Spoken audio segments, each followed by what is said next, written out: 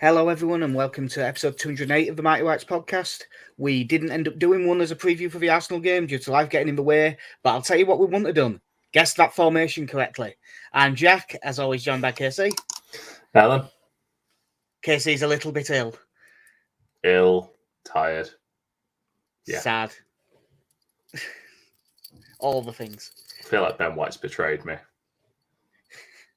He's saved your season. He has, and he's betrayed all of us doing it. Yeah.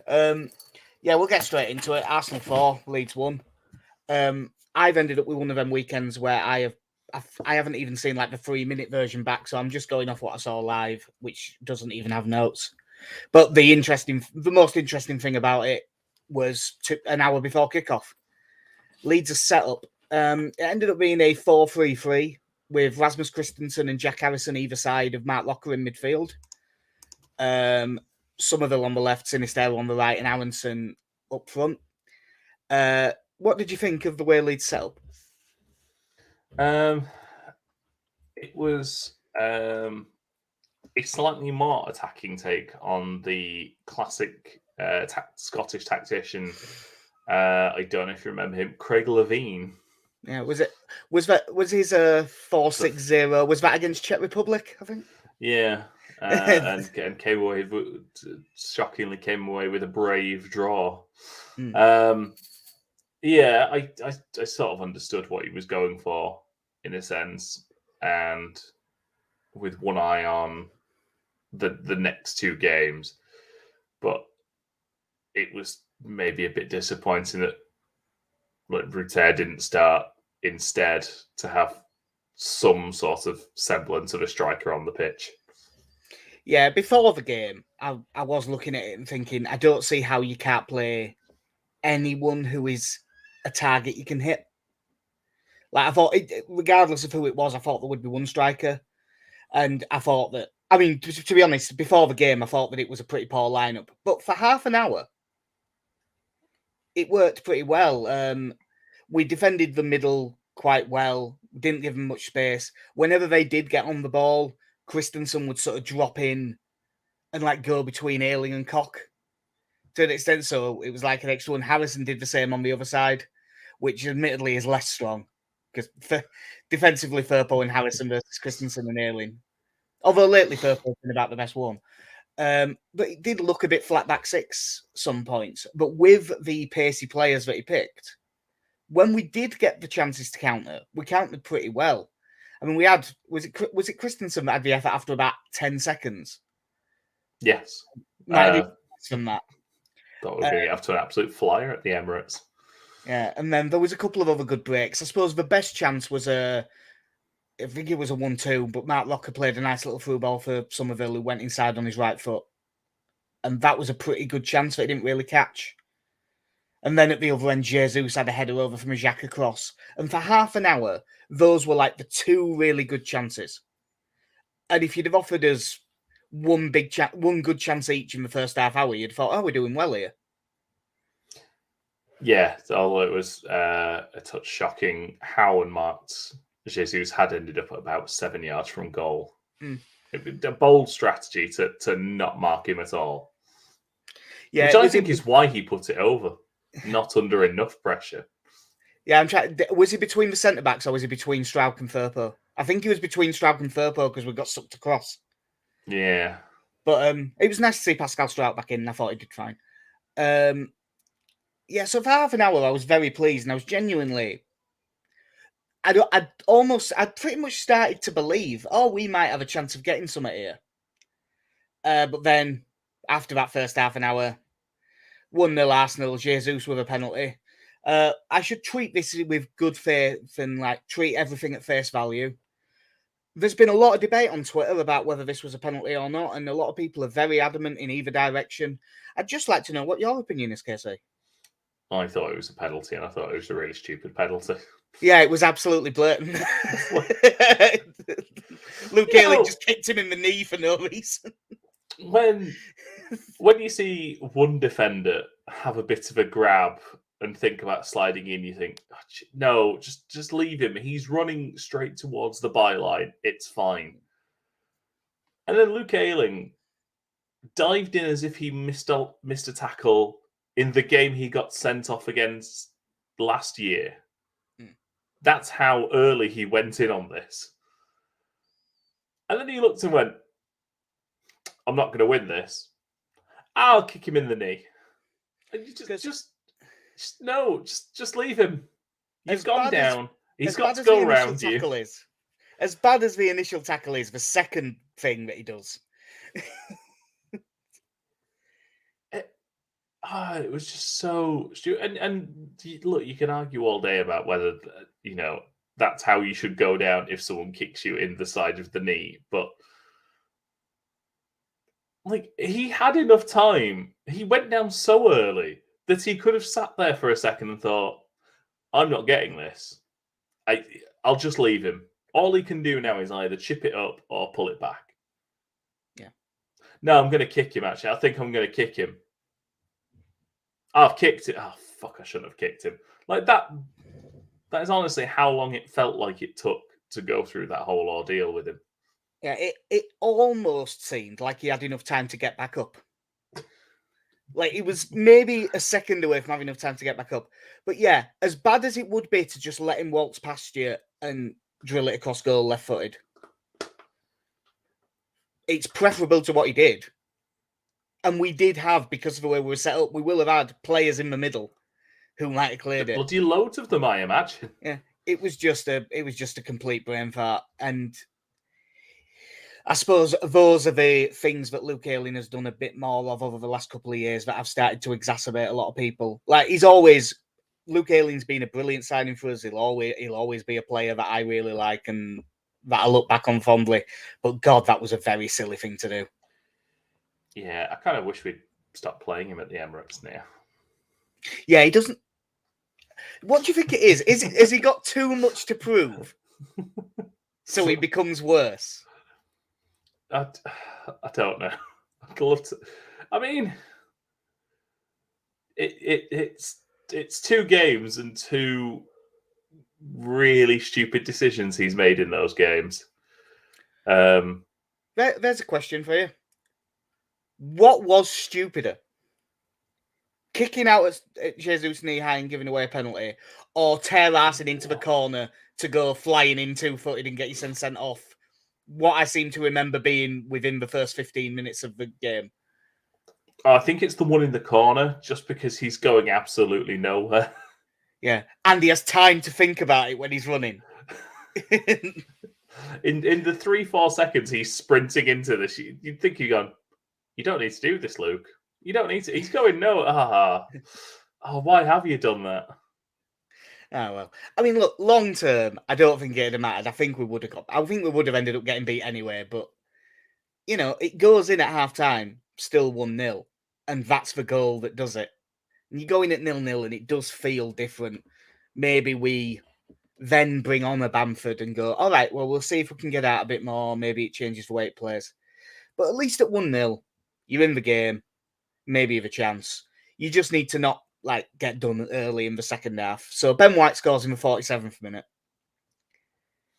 It is amazing watching that clip, how many times Jack Harrison checks his shoulder to make sure he knows where he is. I haven't really seen it back, but you're not the first person I've heard say that. I know they mention it on the square ball, but you're just watching this slow-mo of Jack Harrison. Still there. I've got him. He's still there. And then he looks forward for about 2 to 3 seconds, and he's gone. Yeah, he's so far gone. Yeah.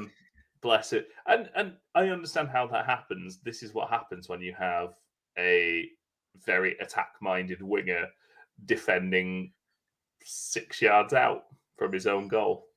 Yeah. Strangely, marking not his strong suit. And as much as we think of Ben White as a centre-back, he is now getting good at getting forward in those areas. He's been playing right back for a long time, and he's got very good at it. Yeah. And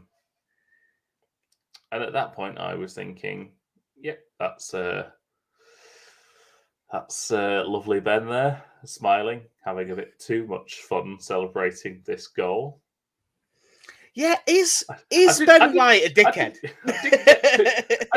too angry, but at the same time, I was thinking, like, come on now, Ben. Come on. Yeah. Calvin's not even cold in the ground yet, and you look at you. Yeah, I remember putting on Twitter when we had Ben White on loan a few times making the same joke that was just, I want to be Ben White when I grow up. What do you mean he's 10 years younger than me? And I love Ben White as a footballer. Like, I know it's a cliche, but absolute Rolls Royce of a footballer. The more he plays against us, and the more he has that face and that facial hair, I don't know. Like, there's something of the smug dickhead about him. Now, he was in the team that got us promoted, so he could score 10 more goals against us and celebrate them all like chuff and be a bit of a prick about it on the pitch. And I'd still come down on the side of, I like Ben White. So don't get me wrong. I like Ben White.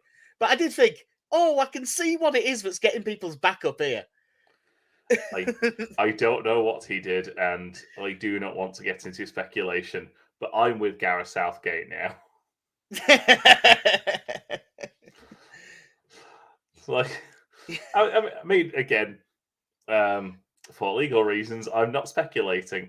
Obviously, there were rumours surrounding his departure from Qatar, and then the fact that he is having a really good season in a table-topping team and did not make the England squad, makes me think there has been, let's say, a breakdown in the relationship between Ben White and Gareth Southgate.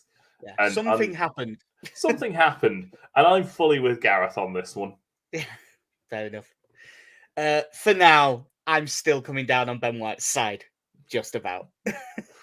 But yeah, that basic. I mean, to be honest, in like when I put it on Twitter, I think it was at 3-0 that I said that's game over. But if we're being honest, the Ben White goal, that was game over. We were never getting more than one. No, and to be honest, the next half hour, we didn't really we didn't really do anything in the game, did we? There was nothing much of note until we got the goal. Half hour might be a bit of a push, but we were out of that game for a fair while after that. Yeah.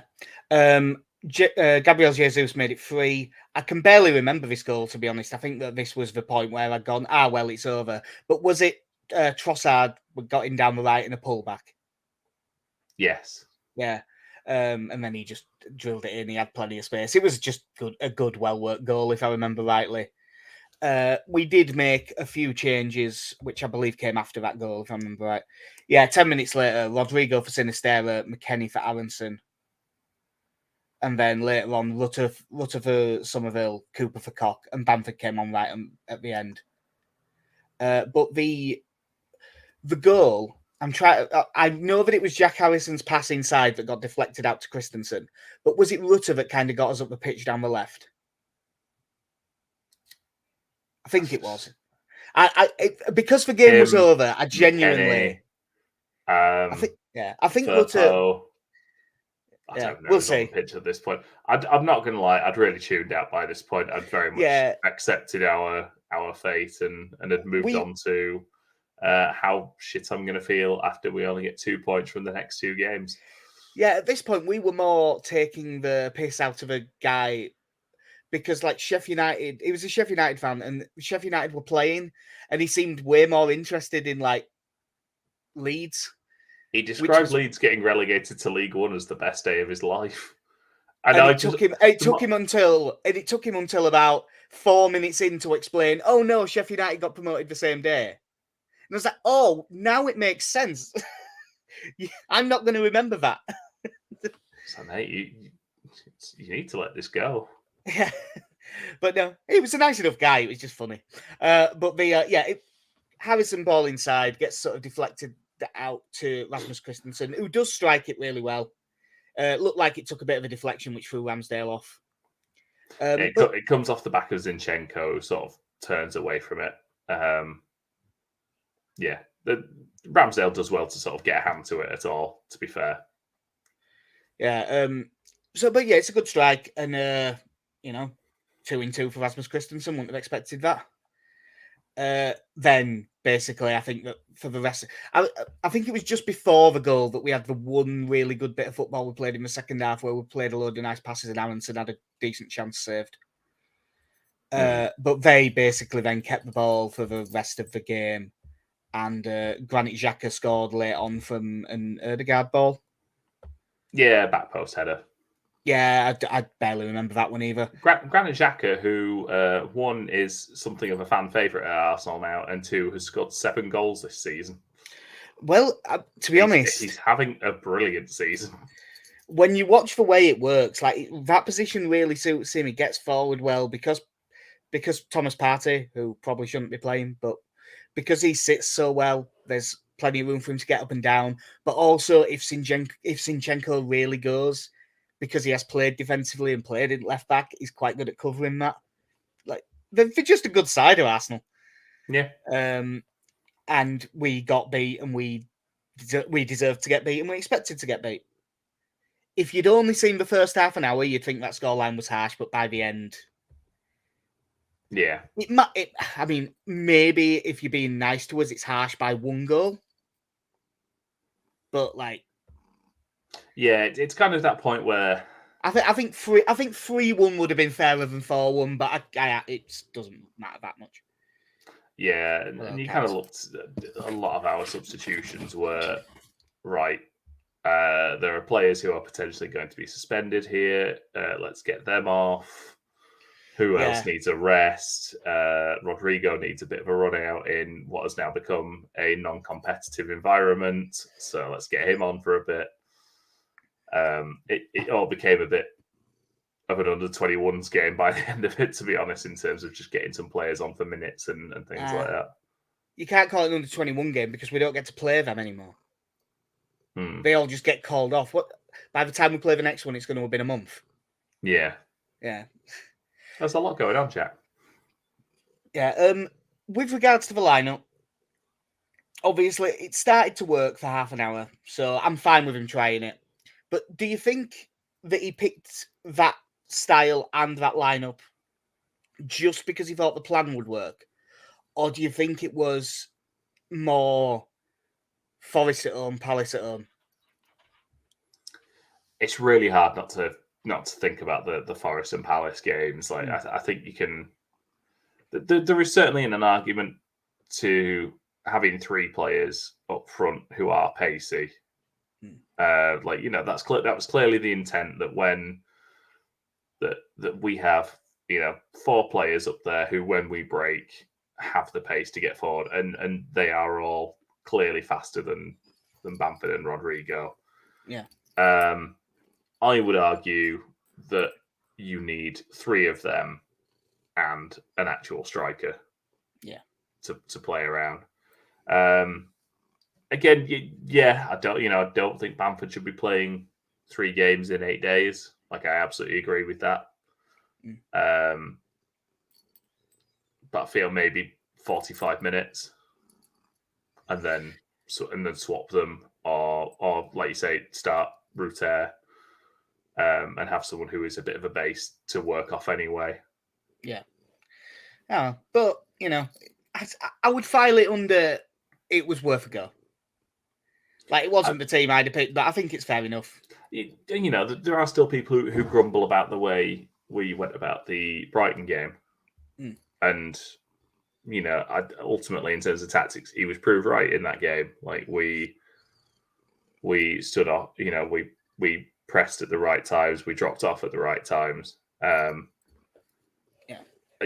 think he is going to be looking at the way he's approached these games. He's going to be very proactive in his choices. It's not going to be, this is how we play. No, it's the very opposite of that. Yeah, we are very much this is how the opposition play, and we are a poor team, so we best change. Yeah. And it is worth a go. And so far, I think he's got it a lot more right than he has wrong. Yeah, I don't think it'll be a shame it'll be a shame when we sack him if he doesn't get a win on Tuesday and we're bring Graham Potter in. Well, you know what? You just did my transition for me. I was going to say there isn't really any Leeds news. Leeds did a very nice video with regards to Chris Loftus and Kevin Spade, which Jadar Watson has gone everywhere and he's very nice. And it's nice after last year where they didn't really do enough. They've done a bit more this year. It's been good to see. The only news really is elsewhere. And seeing as you mentioned Potter, we'll start with Graham Potter being sacked. So what was it? 200 million in the summer, including very specifically going after players Tuchel wanted, sack him, bring in 300 million worth of players who Potter hasn't asked for. So you've therefore given him a first team squad of about 31, 32 players. None of whom really seem to be strikers. Yeah, and then sack him. It's a very odd strategy. Look, I understand why stuff like this happens, because there is someone who has gone, look at all the money I've spent on this, and you've done nothing with it. I'm like, yeah, but you don't need to. No one needs to buy this many footballers in a season. and this goes to you, Forrest, as well. Like, Lewis O'Brien is on loan in the MLS. Like, you've not had him that long. Come on. It was quite interesting on Match of the Day, listening to them talking about, and I think it was Danny Murphy, if I remember rightly. And probably the long and short of it was that there are some managers who are better at man managing, and there are those who are better at coaching. And perhaps Chelsea need more of a man manager when Potter is more of a football coach.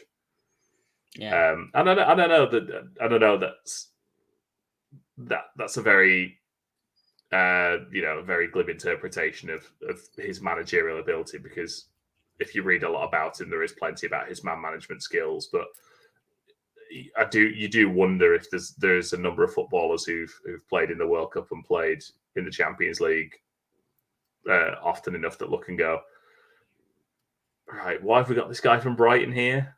Like, what's he done? Well, I don't know if it's 100% true, but I think it was in the Athletics report that there were some of the Chelsea players who were Googling who he was when he arrived. Which to me speaks to them being incredibly fucking ignorant, because he was managing in their league, in the Premier against League. them. But maybe it is one of them where they need a Carlo Ancelotti type. Yeah. Come on, lads, you all know how to play. Yeah, seems to be able to go on then. Seems to be able to change a game by, instead of making subs, just raising his eyebrows a bit and going, and then they score 2 goals. Maybe that's the sort of thing they need. I will bring up the thing that pretty much everyone has said. Would you have him in the summer? Yeah. I'm on the same page as you with this one. I really like him as a coach. I think tactically, I really like his style. And I still think our squad would suit a back three, and he likes a back three. Yeah, if Luke Ayling is not one of those back three, then yeah, I'm all for it. Obviously, it remains to be seen. Yeah, obviously, that would be an if we stay up. But if we stay up thing is weird, because if we stay up really well, there's almost no choice but to give it to Javi Gracia. Even though I'm not sure that's really the right thing to do. But if we stay up comfortably, they'll pretty much have to. If we just about scrape it on the last day, that's probably the way something like this happens.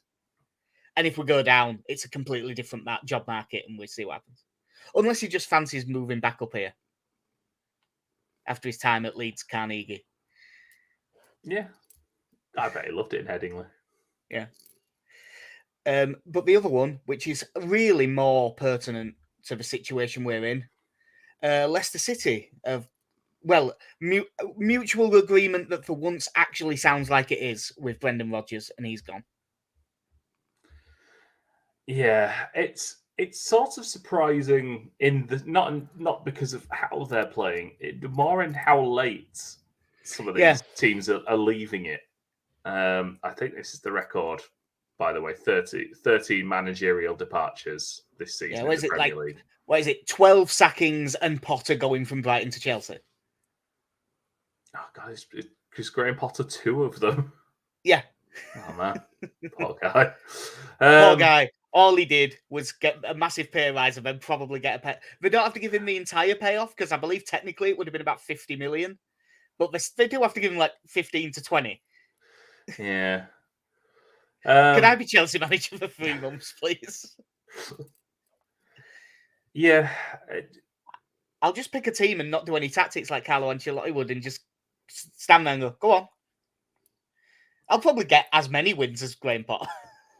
Yeah. I wonder with Rodgers, I imagine for Leicester fans, in a year, I think it will go back to, I will remember him for taking us up the league and winning the FA Cup and that side of it. You can understand now probably why fans might want him out. I don't think something's clearly gone wrong there, hasn't it? I mean, I think that I think there's something not quite happening there because that squad shouldn't be in this position.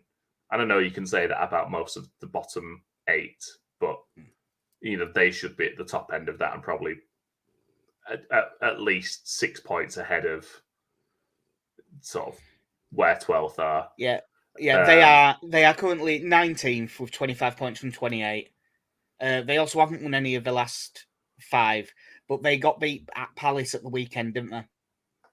Beat at Palace, and I think what was it? By half time, Palace had 20 shots and Leicester had none.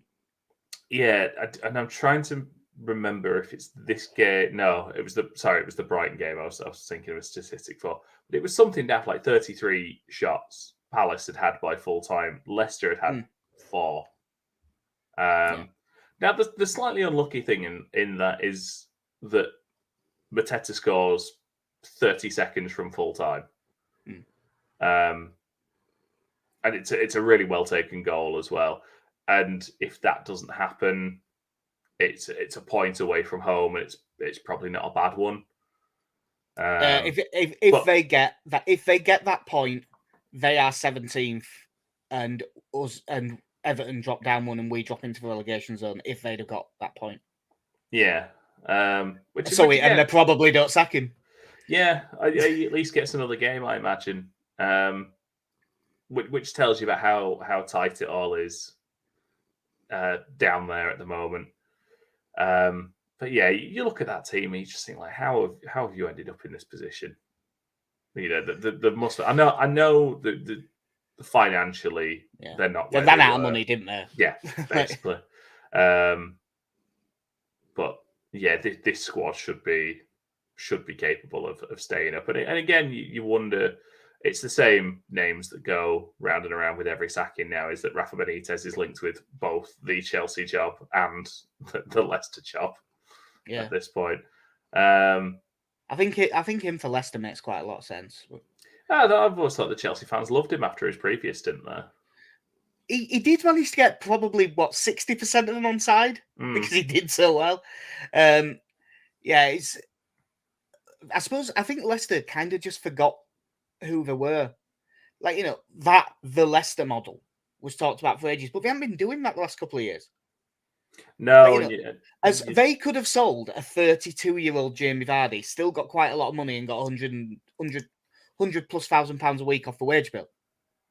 When Arsenal wanted him and stuff like that. Not the first time when they just won the league, the second time. Because Man United wanted him, didn't they? When they were desperate for a striker. And they didn't do it because they like Jamie Vardy. Well, if they do that, they flip him. If they sell Yuri Tielemans 2 years ago, instead of letting him run his contract down, maybe that gets reinvested and maybe they do it well. But yeah, we'll see who they get. Hopefully I hope they get Frank Lampard. For what it's worth. Yes, so do I. I mean, I'm looking at that team they started with, and you're looking at Barnes, Maddison, Daka, Dewsbury Hall. I don't think the defense isn't brilliant, but Harry Souttar is coming off a good World Cup and is a decent central defender. They have a little bit weak at back, and they're weak in goal as well. Well, I've only just noticed they got Daniel Everson in goal. Oh, is Everson taking over from Ward now? I don't know when they signed him. I'm assuming it's January. It was there in the summer. Was he there all season? Oh, okay. I just remember because the reason I remember, I'm about 95% sure I'm right when I say this, is because they were both the same price on a fantasy league at the start of the season. In fact, who was going to? He's been there since 2018. Yeah, I'm just looking at his Wikipedia now, and he's just been on loan. He's been on loan every year. I thought that he was an actual Preston player. That's the one place I do remember him playing. Yeah. I was just having a look at it. I was just looking at their, like I said, just looking at their team against Crystal Palace, because Danny Ward was on the bench. So at some point there has been I think we need to drop Danny Ward here. Yeah. But as with before, everything's really, really tight, but we have dropped down from our lofty height of 14th. Did we get to? Yes. We are now 17th because Bournemouth beat Fulham. The bastards. Yeah, fucking Fulham. But there is a thing going. I don't know what the exact thing is, but Fulham, like XG wise, should be about 15th or something. 15th. They've just had a really hot streak. I think it was saying before the highlights on Saturday that they had. I think they faced the most shots in the league this season. I believe. Right, I might be wrong. I think it was John McKenzie on that Tifo football podcast. I think as of last weekend, they had the worst XG against of anyone in the league. So, like, they have had a hot streak, but fair play to them. You do well, you win enough games, and now they're safe as houses. And they're still above Chelsea. And then, yeah, Forest crept up above us because did they draw with Wolves? Wolves got, or did they get beat by Wolves? Yeah, it was 1-1. It was Podence in like the last minute, wasn't it? Yeah, Podence with the late goal. And was it Podence that made it look like he was going to spit at Brennan Johnson, but seemed to I haven't blow seen in his that face? back. I haven't seen that back. I saw a lot of people saying he'd spat at him, but I haven't actually seen it back. Well, he basically did the action with his mouth of spitting without any of the phlegm leaving his mouth, which is an odd one. And VAR apparently even said the reason nothing was done about this was because by all looking at the video evidence, nothing seems to have left his mouth. Oh, mate. Which it just seems a strange thing to do in that case. Yeah. So yeah, the conspiracy continues. Obviously, Palace up to 12th, having beat Leicester, which we talked about, and the only other one at the weekend that affected us was West Ham beat Southampton 1-0. So Southampton are still rooted to the bottom. West Ham, that took them a point above us with a game in hand. It's still incredibly tight. That was a very poor game of football as well. But David Moyes even said afterwards, at this stage, performances are a distant second to results. Yeah. I mean, that first half, Southampton had one good chance that was kind of a shot through some bodies that Fabianski made a really good save. You're just looking at, especially without Che Adams, like, my God, they started with Walcott and I'm trying to remember who else they started up front with. I have seen that 3-minute highlight package that's on. It was Walcott and Mara started up front. What I've seen of Sekou Mara, I think he looks quite good. Yeah, it did not work. Yeah, I suppose at this point, again, there's arguments both ways, but at least with Southampton losing, it's potentially someone getting cut adrift at the bottom. I mean, admittedly, if they win their next one, that disappears. But yeah, it is still. I mean, Southampton in 20th to Wolves in 13th is 5 points. It's still really tight, which brings us to tomorrow night. Our lives will change. Tomorrow night we'll hopefully be entertained. Forest at home. I mean, this is this is one of them. You don't get many. This is a proper, full-on must-win. Yeah, Forest have been so poor away from home. I'm just having a look. I was about to Google it, but I'll let you. I don't know what the specifics are, but I know that they've been shite away from home. I have got it here. Away from home, 1 win, 3 draws, 9 defeats, 4 goals scored, 32 against. 4 goals scored, 32 conceded. Yes, which has Leeds 1-0 defeat written all over it. Looking at what I was going to say is if the prices don't like, I think I'm having Forest to score over 1.5 goals. Yeah. By the way, just on the subject of betting, I don't think I actually said specifically what happened. Obviously, I had a massive long shot. We just put these on Twitter because we didn't do a podcast. I had a massive long shot that was like 66-1. But Casey had Ben White anytime, which he sent to me at 12-1. But because I'm a gent, I went on Oddschecker and had a look around, and you could get 17-1. So I said, it's 17-1. Anyway, that lands, which means that my bets for this season are minus £195. Good job these are all theoretical, isn't it, rather than real? Yeah. And I don't know. I'm somewhat disappointed. I have backed a couple of them, but Casey, you are now over the season. You are up by 15 quid. Oh Christ!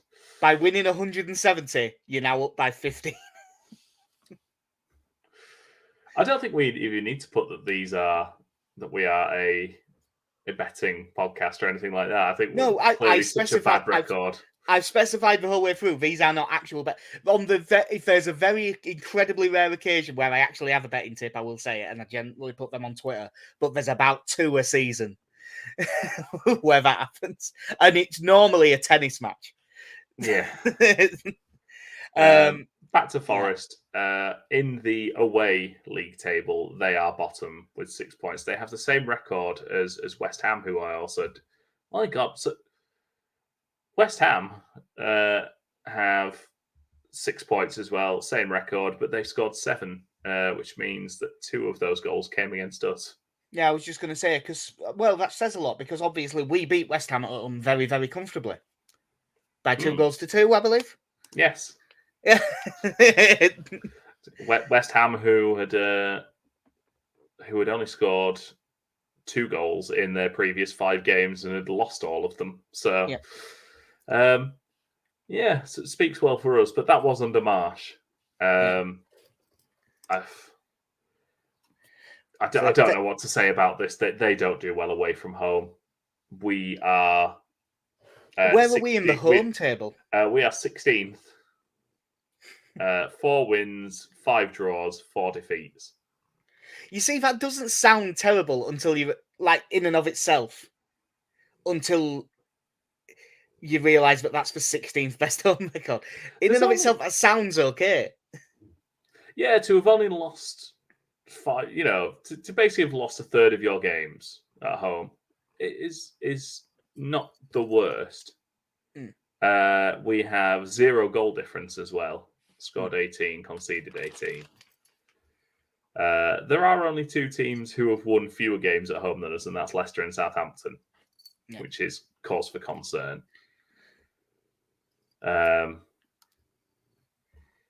Obviously, Forest have still got the massive squad.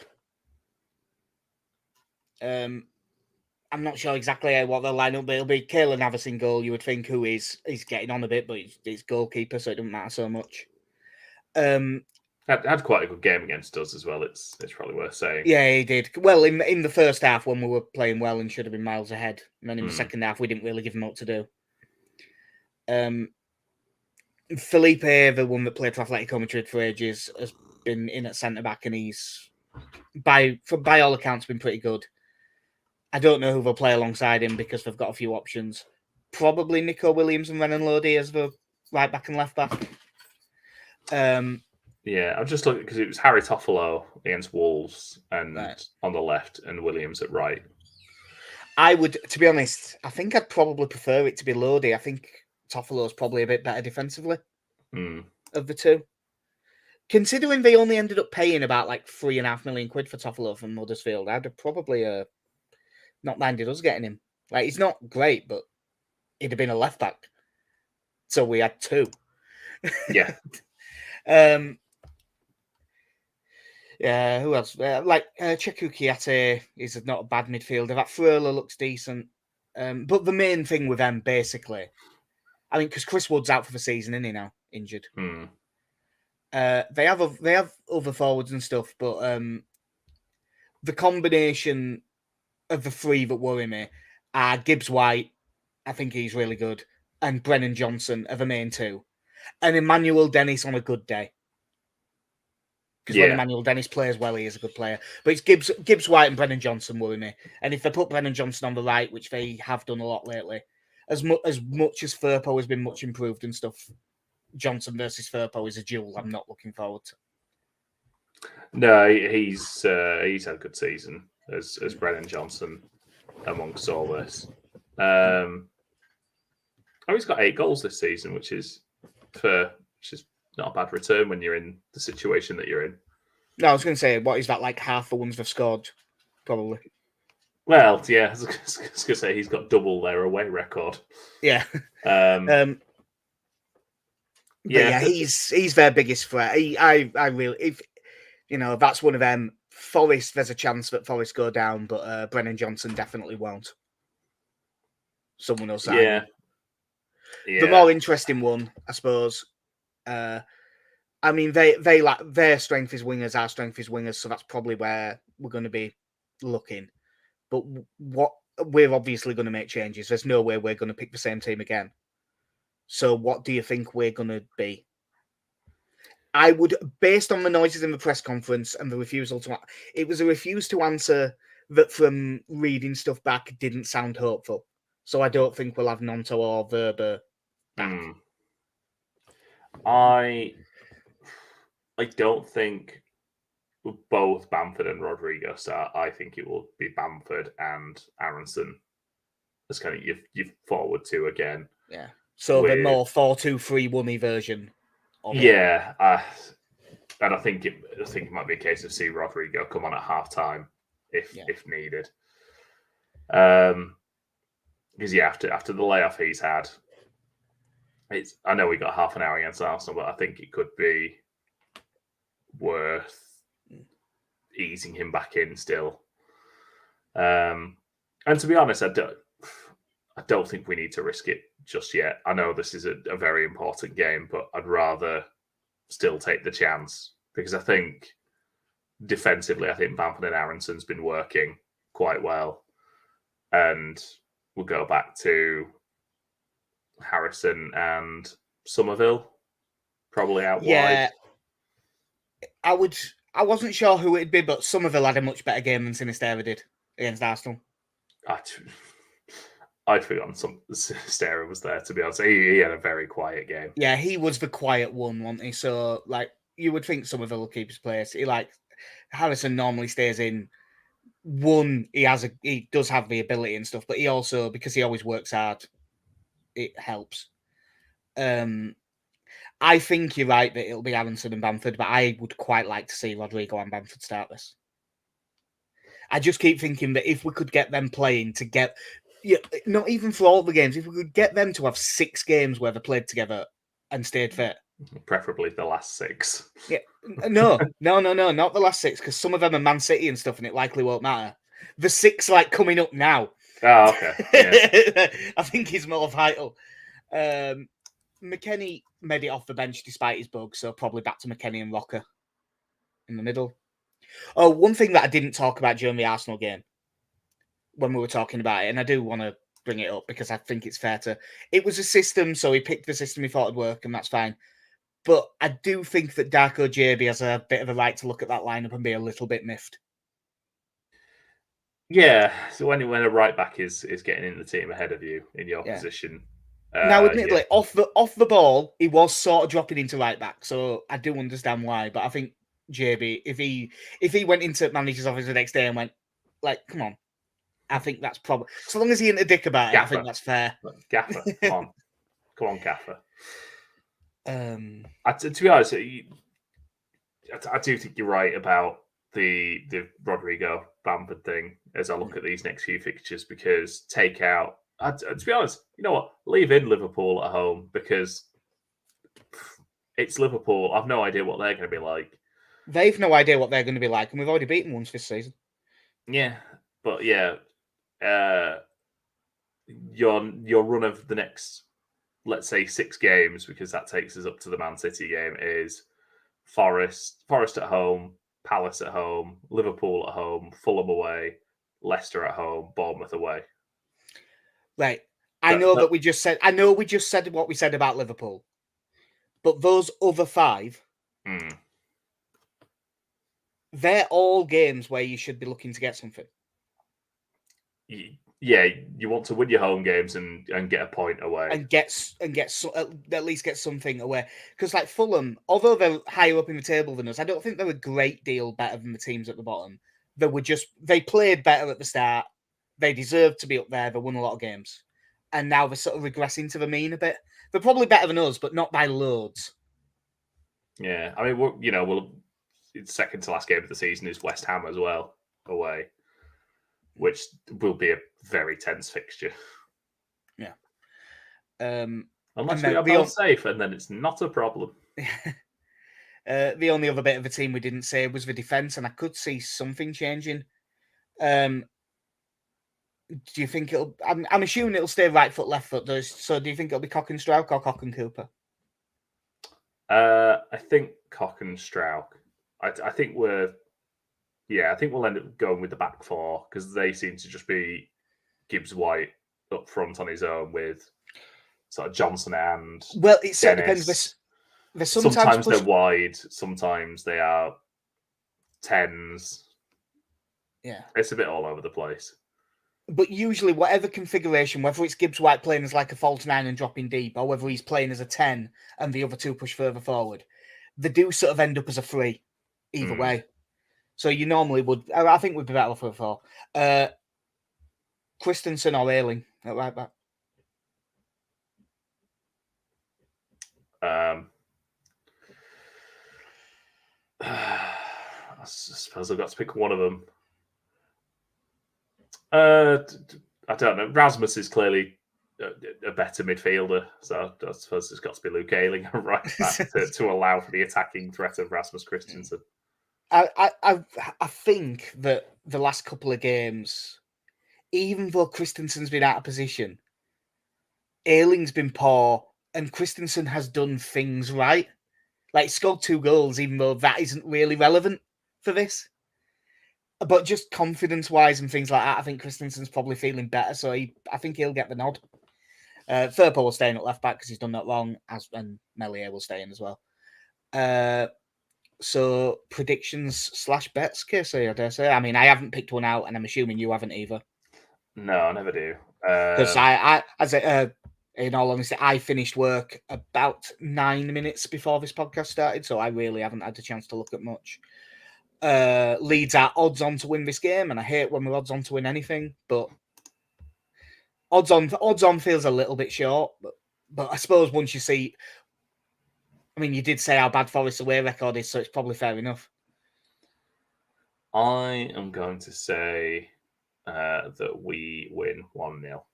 And I'm going to say it is going to be as tense and nervy as the Southampton game, with all the quality of the Southampton game. So you're going 1-0 win. I am going for Leeds to win 3-1. A Forest goal. Yeah, we do not keep clean sheets. You know, even when I've seen us have those weird runs where we actually did keep like 4 in about 6 games, I was still saying Leeds don't keep clean sheets. Let's have a look at who it was that Forest beat and have scored against this season, I suppose, away from home. I could be for a second then I thought I could remember, and it's gone. I've got it here. Yeah. It was a 1-0 win away at Southampton. Oh, right. That makes sense, because they are terrible.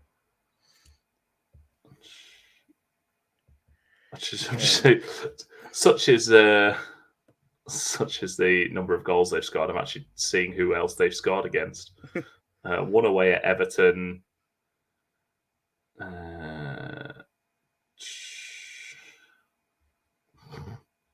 This is an abysmal run. One away at Bournemouth. And one away at Spurs in a 3-1 defeat. Yeah. Where's just because I said it, even though it's not going to catch. No, it's not a big enough price. I was just about to look up how much it was for Forest to score 2 or more, but it's only 5-2, which I really don't think is. That's not a good bet. So I am going to go for.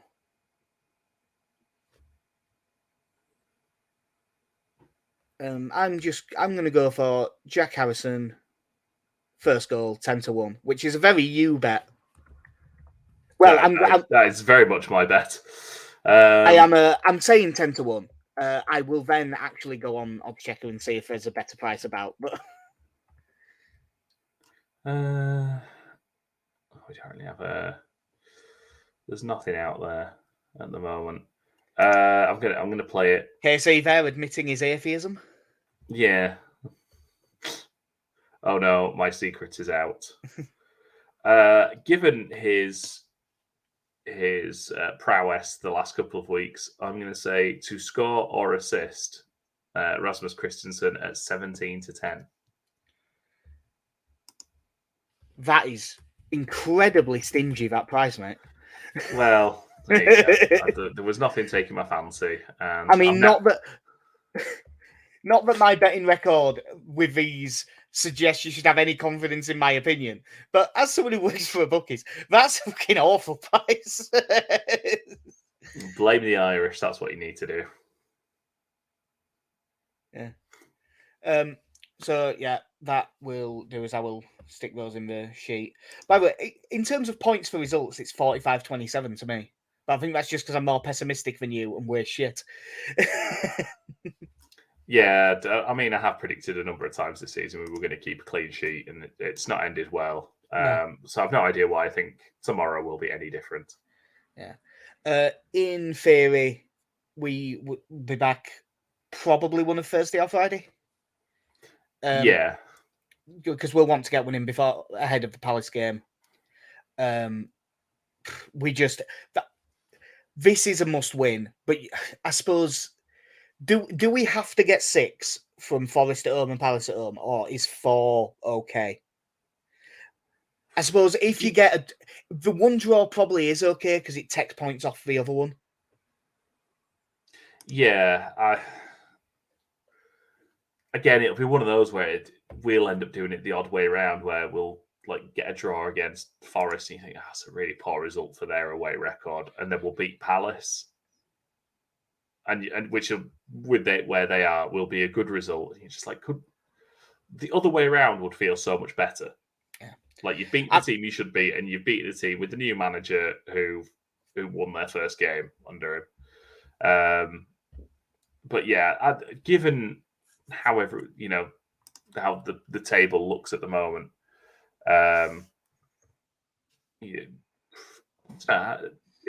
let's have a look at the form actually just before we finish. I just want to see. Well, Palace's is absolutely abysmal, like dreadful form that got Patrick Vieira sacked.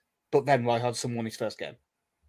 Yeah, I would be honest. I'm just looking for how many teams have won drawn and won a game in succession.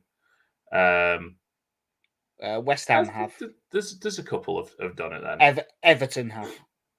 We have. Yeah. And Southampton did it once, but there's been other games since. Yeah. Again, it's that thing of if you get to if we get 4 points from that with 6 games left, you're at 30 points. You're at 30 from 30 if we get 4. Yeah. If you could win these 2, if you're 32 from 30, like. Obviously, you're nowhere near safe, but that is, in terms of a relegation battle, not a bad position to be in.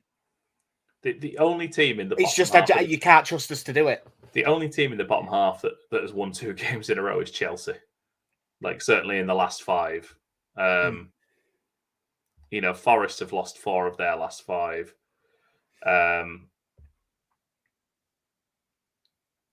Sorry, did I say Forest or Leicester then?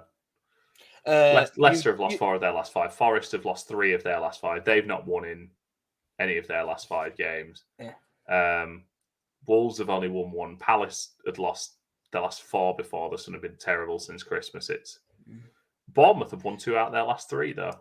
Yeah, it's just one of them. There's a lot of poor sides, but if you can just get on the run, and the good thing is we have been much more just like competent in the way we've handled games, and hopefully that's enough.